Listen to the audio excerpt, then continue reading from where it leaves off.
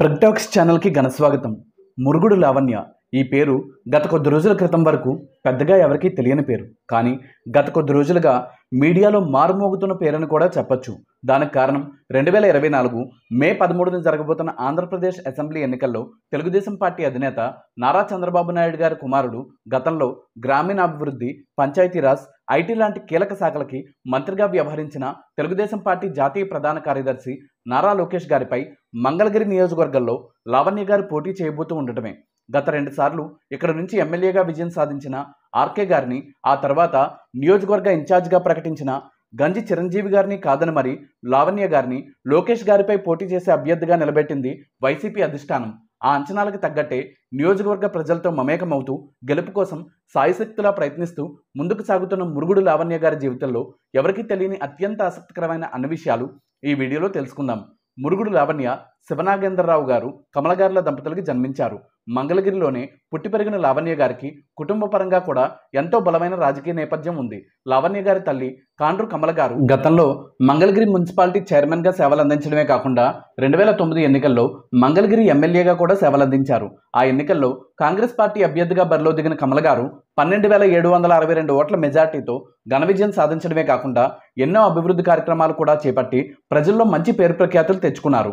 మరోవైపు లావణ్య గారి మావయ్య మురుగుడు హనుమంతరావు గారు కూడా రాజకీయంగా మంగళగిరి ప్రాంతంలో ఎంతో బలమైన రాజకీయ నాయకులని చెప్పొచ్చు.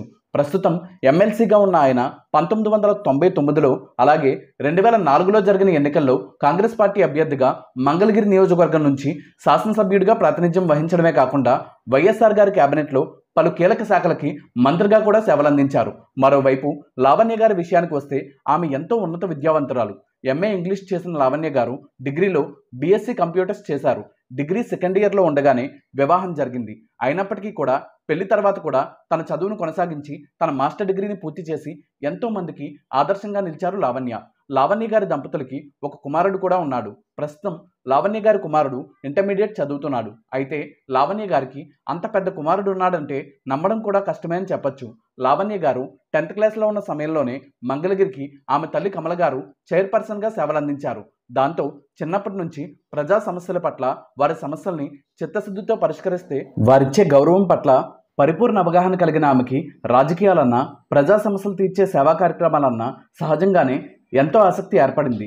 చిన్న వయసులో ఉండగా అమ్మ రాజకీయాల్లో ఉండటం కారణంగా ఆమెను ఎంతగానో మిస్ అవుతున్నట్టు అనిపించేదట లావణ్య గారికి. అయితే తన తల్లికున్న పేరు ప్రఖ్యాతుల కారణంగా అందరూ ఆప్యాయంగా పలకరించడం, ఆమె చేసిన మంచి పనులు గుర్తు చేసి మరీ ప్రశంసించడం కారణంగా వయసు పెరిగే కొద్దీ తన తల్లిని మరింత బాగా అర్థం చేసుకుని ఆమెకి సపోర్ట్గా నిలిచారు లావణ్య. లావణ్య గారి మావయ్య మురుగుడు హనుమంతరావు గారు 1987లో కాంగ్రెస్ పార్టీ ద్వారా రాజకీయాల్లోకి వచ్చి మంగళగిరి మున్సిపల్ ఎన్నికల్లో పోటీ చేసి 1987 నుంచి 1992 వరకు మంగళగిరి మున్సిపల్ చైర్మన్గా పనిచేశారు.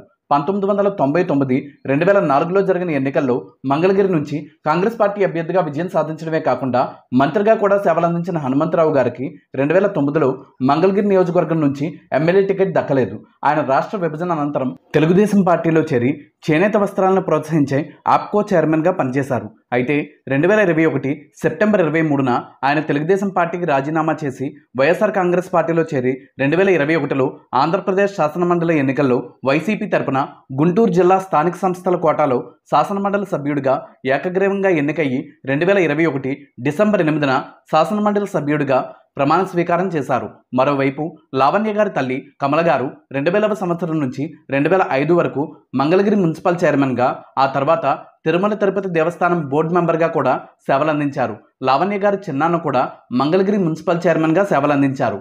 లావణ్య గారి తల్లి కమల గారు ఎమ్మెల్యేగా ఉండగా ఎన్నో అభివృద్ధి కార్యక్రమాలు చేపట్టినట్టు చెప్పారు.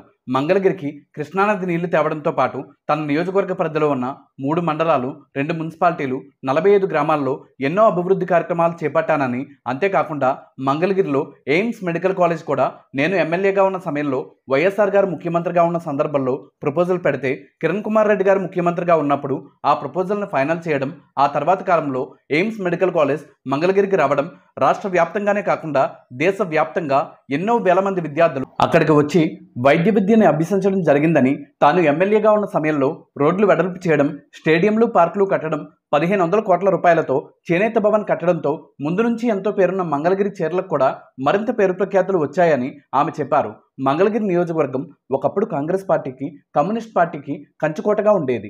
ఈ నియోజకవర్గంలో తెలుగుదేశం పార్టీ ఏర్పడ్డాక జరిగిన 9 ఎన్నికల్లో తెలుగుదేశం పార్టీ కేవలం 2 సార్లు మాత్రమే విజయం సాధించింది. మొత్తంగా 1952 నుంచి ఇప్పటి వరకు 15 సార్లు ఎన్నికలు జరిగితే ఇక్కడ నుంచి కాంగ్రెస్ పార్టీ 6 సార్లు, సిపిఐ 4 సార్లు, తెలుగుదేశం పార్టీ 2 సార్లు, వైసీపీ 2 సార్లు, జనతా పార్టీ 1 సారి విజయం సాధించాయి. ఒక సందర్భంలో నారా లోకేష్ గారు మాట్లాడుతూ తెలుగుదేశం పార్టీ బలంగా ఉన్న నియోజకవర్గాన్ని ఎన్నుకొని నేను విజయం సాధించడం చాలా సులువైన విషయం, కానీ తెలుగుదేశం పార్టీ దాదాపుగా ఎప్పుడూ గెలవని చోట నుంచి గెలిచి చూపిస్తేనే నేను నిజంగా నా నాయకత్వాన్ని నిరూపించుకున్నట్టు. అందుకే నేను తెలుగుదేశం పార్టీకి అత్యంత క్లిష్టమైన మంగళగిరి నియోజకవర్గాన్ని ఎంచుకున్నాను అని చెప్పారు. ఇక్కడ నుంచి ఆఖరుగా 1985లో తెలుగుదేశం పార్టీ అభ్యర్థి ఎంఎస్ఎస్ కోటేశ్వరరావు గారు విజయం సాధించారు. తెలుగుదేశం పార్టీ ఇక్కడ నుంచి విజయం సాధించిన 2 సార్లు కూడా ఆయనే ఇక్కడ నుండి విజయం సాధించారు.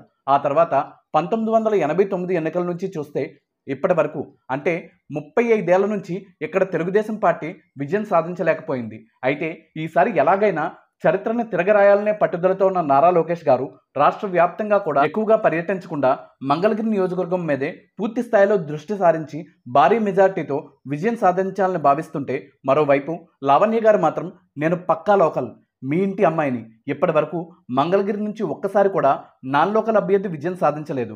ఆఖరికి ఎంతో పేరు ప్రఖ్యాతులున్న హీరోయిన్ జమున గారు కూడా ఇక్కడ నుంచి పోటీ చేసి ఓటంపాలయ్యారు. ఇప్పటికే లోకేష్ గారు కూడా ఒకసారి ఇక్కడ నుండి ఓటమి రుచి చూశారు, మరోసారి చూడబోతున్నారు. ఆయన గత ఎన్నికల్లో ఇక్కడ నుంచి ఓడిపోయారనే సానుభూతి కూడా ఉండే అవకాశం లేదు. ఎందుకంటే ఆయన ఓడిపోక ముందే కేవలం చంద్రబాబు గారు కుమారుడు కాబట్టి ఎమ్మెల్సీ పదవితో పాటు పంచాయతీరాజ్, గ్రామీణాభివృద్ధి, ఐటీ లాంటి కీలక శాఖలకి మంత్రిగా వ్యవహరించి కూడా రాష్ట్రానికి ఒరగబెట్టిందేమీ లేదు. ఆయనకి సమస్యలు చెప్పుకోవాలన్నా కూడా అపాయింట్మెంట్ తీసుకోవాలి. కనీసం ఓట్లు అడగడానికి కూడా ఆయన నేరుగా ఇంటికి వస్తారో రారో తెలియని పరిస్థితి. ఆయన ఈ నియోజకవర్గానికి రాకముందు వరకు మంగళగిరి ఎంతో ప్రశాంతంగా ఉండేది.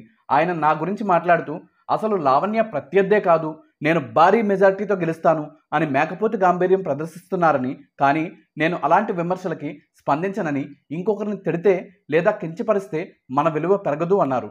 మంగళగిరి సిట్టింగ్ ఎమ్మెల్యే ఆళ్ల రామకృష్ణారెడ్డి గారు ఇక్కడ నుంచి 2014 ఎన్నికల్లో కేవలం 12 ఓట్ల తేడాతో విజయం సాధించి సంచలనం సృష్టించారు. అలాగే 2019 ఎన్నికల్లో నారా లోకేష్ గారిపై 5337 ఓట్ల తేడాతో విజయం సాధించి సెన్సేషన్ క్రియేట్ చేశారు. గత కొన్ని రోజుల ముందు ఆర్కే గారు కాంగ్రెస్ పార్టీలో చేరిన సందర్భంలో గంజి చిరంజీవి గారిని మంగళగిరి నియోజకవర్గ ఇన్ఛార్జిగా నియమించింది వైసీపీ అధిష్టానం.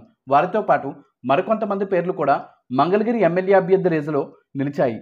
అంతెందుకు, లావణ్య గారి మావయ్య మాజీ మంత్రి మురుగుడు హనుమంతరావు గారు, అలాగే మాజీ ఎమ్మెల్యే కాండ్రు కమల గారిని కూడా కాదని ఇక్కడ నుంచి ఎమ్మెల్యేగా పోటీ చేసే అవకాశం తనకే దక్కిందని, అది తన అదృష్టమని చెప్పారు లావణ్య. నాకు అవకాశం ఇస్తే మంగళగిరి ప్రజలకి నిరంతరం అందుబాటులో ఉంటూ నియోజకవర్గంలో ఉన్న అన్ని సమస్యల పరిష్కారానికి శక్తి వంచన లేకుండా కృషి చేస్తానని చెప్తున్న లావణ్య గారు నారా లోకేష్ గారిపై విజయం సాధిస్తారో లేదో తెలియాలంటే మాత్రం మరికొన్ని రోజులు వేచి చూడాల్సిందే.